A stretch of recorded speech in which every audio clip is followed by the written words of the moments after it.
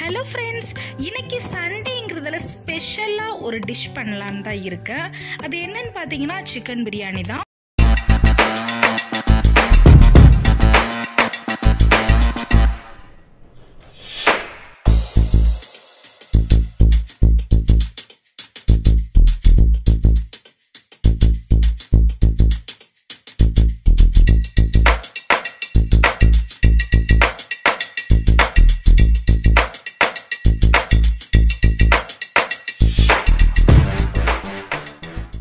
அதுக்கு இப்போ நான் என்ன பண்ணியிருக்கேன்னா, ஒரு பெரிய பாத்திரத்தை எடுத்து 2 டேபிள் ஸ்பூன் கடலெண்ணெய் சேர்த்துருக்கேன். அதோட 2 டேபிள் ஸ்பூன் நெய் சேர்த்துருக்கேன். இப்போ இது நல்லா சூடான பிறகு ஒரு பிரியாணி இலை, 1 ஸ்டார் பூ, 2 கிராம்பு, 3 ஏலக்காய் இதெல்லாம் சேர்த்துருக்கேன். இப்போ 5 மீடியம் சைஸ் வெங்காயத்தை நம்ம சேர்த்துக்கலாம். இது வதங்குற டைமில் 1 கைப்பிடி முந்திரி சேர்த்துக்கலாம். உங்ககிட்ட முந்திரி இருந்தால் சேர்த்துக்கோங்க, இல்லைனா வேண்டாம். நான் 7-8 பச்சை மிளகாய் சேர்த்துருக்கேன். ஆல்ரெடி லாஸ்ட் வீடியோலேயே நான் சொல்லியிருப்பேன், இது நம்ம தோட்டத்து மிளகாய், காரம் கம்மின்னு சொல்லி. நீங்கள் கடையில் உள்ள மிளகாய் இருந்தால் கண்டிப்பாக 4க்கு மேலே சேர்க்காதீங்க. இப்போ இது நல்லா வதங்கி வரட்டும்.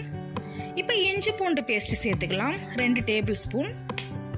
இப்போ இஞ்சி பூண்டு பேஸ்ட்டும் இந்த வெங்காயம் நல்லா வதங்கின பிறகு தக்காளி சேர்த்துக்கலாம். 5 மீடியம் சைஸ் வெங்காயத்துக்கு 4 மீடியம் சைஸ் தக்காளி இருந்தால் போதும். ஏன்னா நம்ம தயிர் சேர்க்க போகிறோங்கிறதால இப்போ தக்காளி சேர்த்தாச்சு. 1 கைப்பிடி புதினா கொத்தமல்லி சேர்த்தாச்சு. இப்போ இது எல்லாமே வதங்கட்டும்.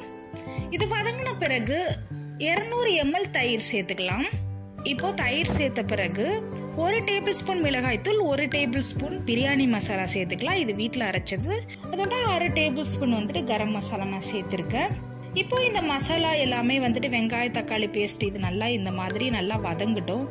வதங்கி வந்த பிறகு இப்போ இந்த மசாலாவை சேர்த்த பிறகு இது நல்லா ஒரு 10 நிமிஷம் இப்படி வதக்கி விட்டுக்கோங்க. அதுக்கப்புறமா கழுவி வச்சிருந்த சிக்கனை இதோட சேர்த்துக்கலாம். இந்த சிக்கன்லேயே நான் மஞ்சத்தூள் போட்டு தான் நான் வச்சிருக்கேன். உப்புமே தேவைக்கேற்ப உப்புமே சேர்த்துக்கோங்க. இப்போ இந்த சிக்கன் எண்ணெய் பிரிஞ்சு வர அளவுக்கு 1/2 வேக்காடு வேகட்டும்.